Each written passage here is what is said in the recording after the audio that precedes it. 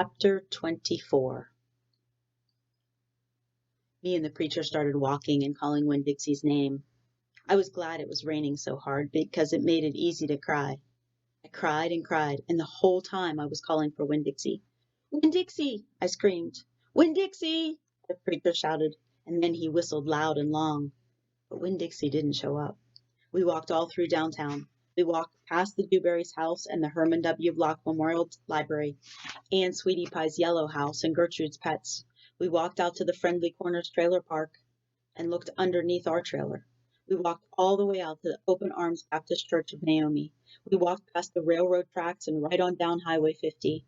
Cars were rushing past us, and their taillights glowed red like mean, staring eyes at us.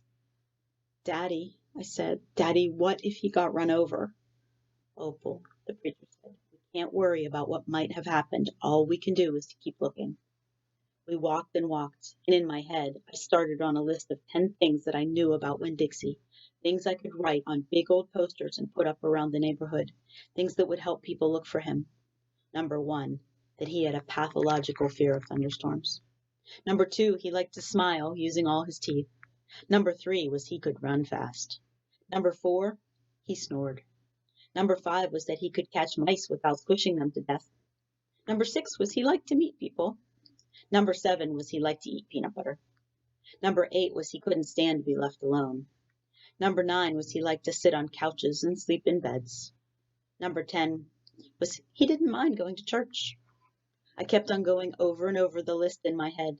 I memorized it in the same way I had memorized the list of 10 things about my mama.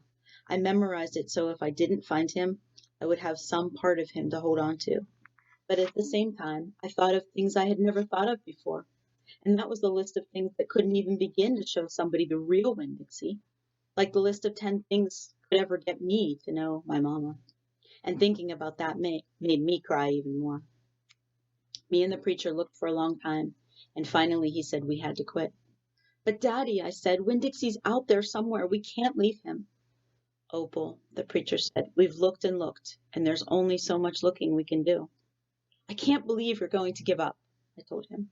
India, Opal, the preacher said, rubbing his nose. Don't argue with me. I stood and stared at him. The rain had let up some. It was mostly a drizzle now. It's time to head back, the preacher said. No, I told him, you go ahead and go, but I'm going to keep on looking. Opal, the preacher said in a real soft voice. It's time to give up. You always give up, I shouted. You always pulling your head inside your stupid old turtle shell. I bet you didn't even go out looking for my mama when she left. I bet you just let her run off too.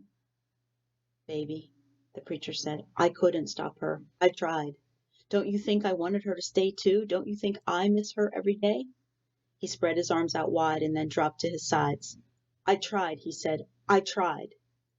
Then he did something I couldn't believe. He started to cry. The preacher was crying. His shoulders were moving up and down, and he was making snuffling noises. And don't believe that losing Winn Dixie doesn't upset me as much as it does you, he said. I love that dog. I love him too. Daddy, I said. I went and wrapped my arms around his waist.